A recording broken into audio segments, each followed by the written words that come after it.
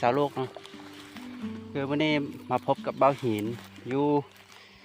อยู่สวนอีกแล้วเนาะ คือจุดประสงค์ในมื้อนี้เบ้าหินก็มาเลาะลงสวนซื่อเนาะแล้วก็มาตัดหญ้าที่มันขึ้นต้นมะนาวอีอย่างต่างๆเนาะแล้วก็กลับบ้านเนาะคือพักหลายมื้อเลยเนาะรู้สึกว่าเบื่อเนาะหงุดหงิดหลายเนาะอยู่เฮือน มื้อนี้ก็เลยมาสวนเนาะอันที่พักนั่นก็ย้อนฝนตกหลายมื้อติดต่อเนาะก็เลยมาบ่ได้จำเป็นต้องได้พักอยู่เฮือนเนาะแต่ก็คิดฮอดสวนที่สุดแหละเนาะมื้อนี้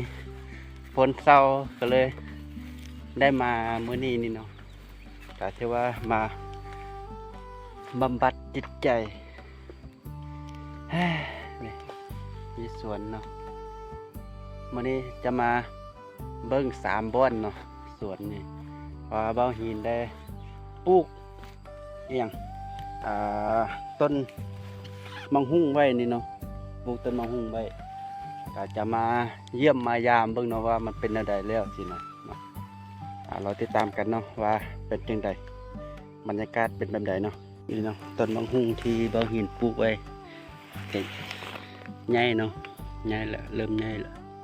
เริ่มมีชีวิตขึ้นมาแล้วก็มีต้นข่าเนาะต้นข่าก็ออกนอกขึ้นมาแล้วมีหลายได้ข่านี่ปลูกไว้20,000ปลายเนาะจะปลูกซ้ำไว้อันนึงซับไปอยู่กลางต้นมากนาวมากลินจี้นี่เนาะหญ้ากะกำลังขึ้นเขียวงามเนาะ สิมาตัดอย่างหญ้าที่มันขึ้นอยู่ต้นมะนาวอย่างเดียวเพราะว่ามันบังยอดมะนาวแล้วมันเฮ็ดให้มันบ่ออกผลนะเนาะแต่ว่าผลนี่ก็ใหญ่งามเลยแหละเห็นบ่ใหญ่งามเลยมีหลายอยู่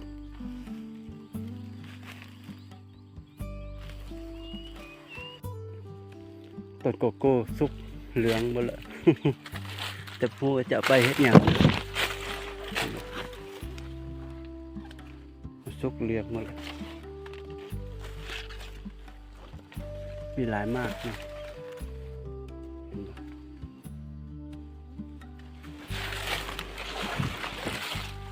ต้นลุ่มอีกนะต้นลุ่มนี่ก็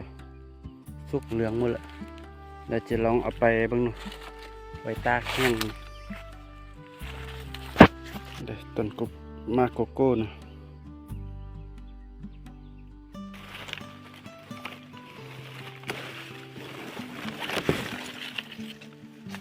มากนี่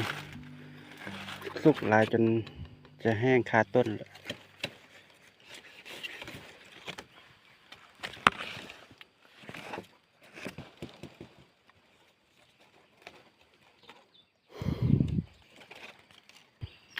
ก็จะตัดปลายมันออกเนาะ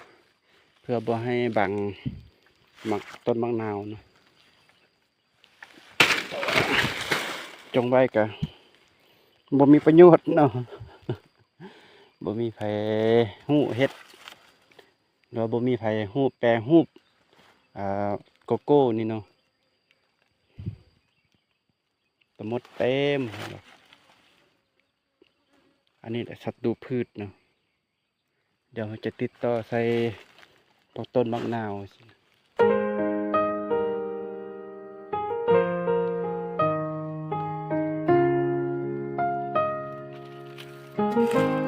ต้นนี้ก็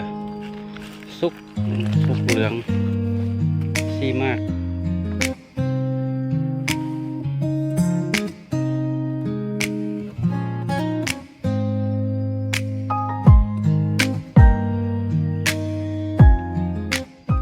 มาโกโก้นี่เนาะกับปลูกไว้หลายปีแล้วแหละเนาะแล้วก็มันเป็นมากแล้วก็บ่มีไผเอาเนาะแล้วตอนนี้ก็ คือได้เว้าไปหลายคลิปแล้วเนาะว่าบ่ฮู้ว่าจะเอาไปแปรรูปแบบใดเนาะพอผ่านมาเบ้าหินก็เฮ็ดหลายอย่างแหละแต่ว่าบ่เป็นเนาะแล้ววันนี้เบ้าหินก็บ่ฮู้ว่าจะเฮ็ดแนวใดล่ะ ก็มีแต่เอาไปตากแห้งเนาะผ้าแก้นมันอยู่ในนี่นะเนาะไปตากแห้งแล้วก็มาบดมาตองคือกาแฟซื่อๆเนาะก็มันถามว่ามันเป็นกินบ่มันก็กินได้เนาะ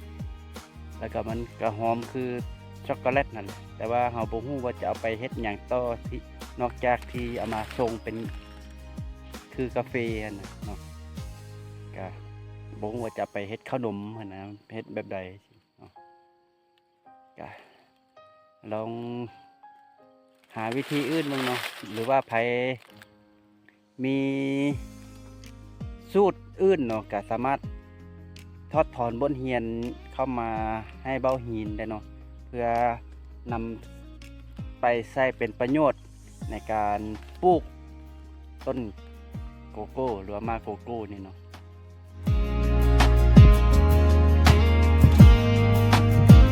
น้ำลายเนาะ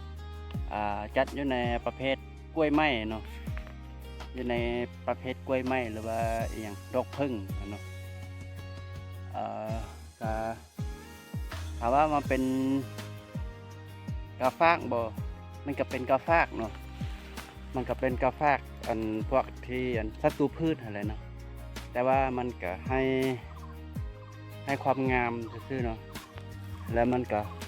เป็นสิ่งทำลายพลปลูกนำเด้อแล้วมันก็เป็นเครื่องประเภทพืชประดับแด้สินะเนาะอยากตัดทิ่มอยู่แต่เฮาก็เสียดาย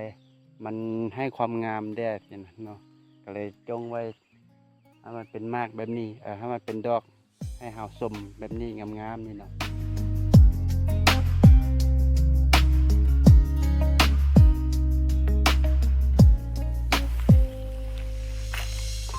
ตอนนี้ก็มาฮอดสวนมักกล้วยมักนัดแล้วเนาะก็มาจอบเบิ่งต้นมังหุ่งที่เบ้าหินปลูกซื่อๆเนาะว่ามันถึกโตแมงกัดอีกหรือบ่มาจอบเบิ่งกับบ่เห็นกัดคือตอนที่อิดแล้วเนาะก็ถือว่าอายุรอดมาทุกต้นเพราะว่าส่วนแล้วนี่เบ้าหินปลูกไว้เนาะมันถึกโตแมงกัดต้นมันคาดหมดเนาะแล้วก็เห็นกลับไปเอามาปลูกต่อปึ๊บปลูกตื้มเนาะก็ตอนนี้ก็เห็นรอดมาทุกต้นเนาะก็ถือว่าดีไปในเก็บได้มา12 เดือนมา12 เดือนมากนึงเนาะ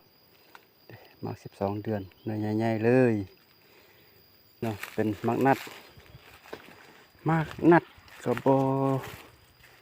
ยังบ่สุกเทื่อ